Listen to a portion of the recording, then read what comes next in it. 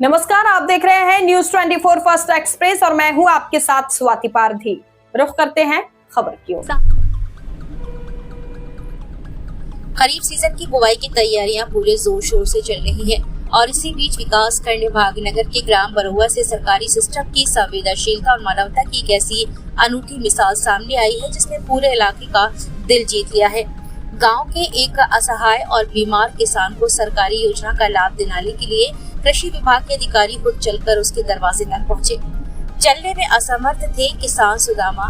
जानकारी के अनुसार बरुआ निवासी रामेश्वर के पुत्र सुदामा पिछले कुछ समय से लकवा की बीमारी से ग्रसित थे। लकवे के कारण वे चलने फिरने में पूरी तरह से असमर्थ है। खरीफ सीजन की बुवाई नजदीक होने के कारण उन्हें खेतों के लिए सरकारी बीज की सख्त जरूरत थी, लेकिन अपनी शारीरिक लाचारी के कारण वे सरकारी बीज गोदाम तक जाने में असमर्थ थे।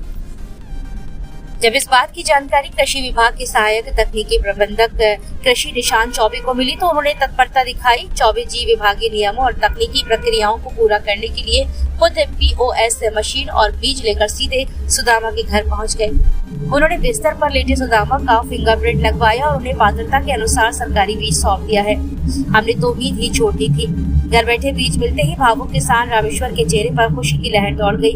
उन्होंने नम आंखों से कहा, मैंने तो सोच भी लिया था कि इस हालात में मुझे सरकारी गोदाम से बीज नहीं मिल पाएगा और मेरी जमीन खाली ही रह जाएगी, लेकिन निशांत चौबे जी जैसे कर्मचारी समाज के लिए मिसाल है।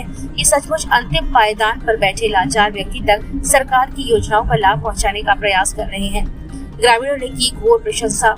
कृषि अधिकारी की इस संवेदनशीलता और कार्य परायणता को जिस किसी ने भी देखा वह उनका मुरीद हो गया है। मौके पर मौजूद ग्रामीणों ने निशांत चौबे जी के इस कार्य की घोर प्रशंसा की है। ग्रामीणों का कहना है कि यदि हर सरकारी विभाग में ऐसे संवेदनशील और जिम्मेदार कर्मचारी हो जाए तो देश के हर गरीब और जरूरतमंद का कल्याण तय है। सत्य प्रकाश वाजपेयी की रिपोर्ट।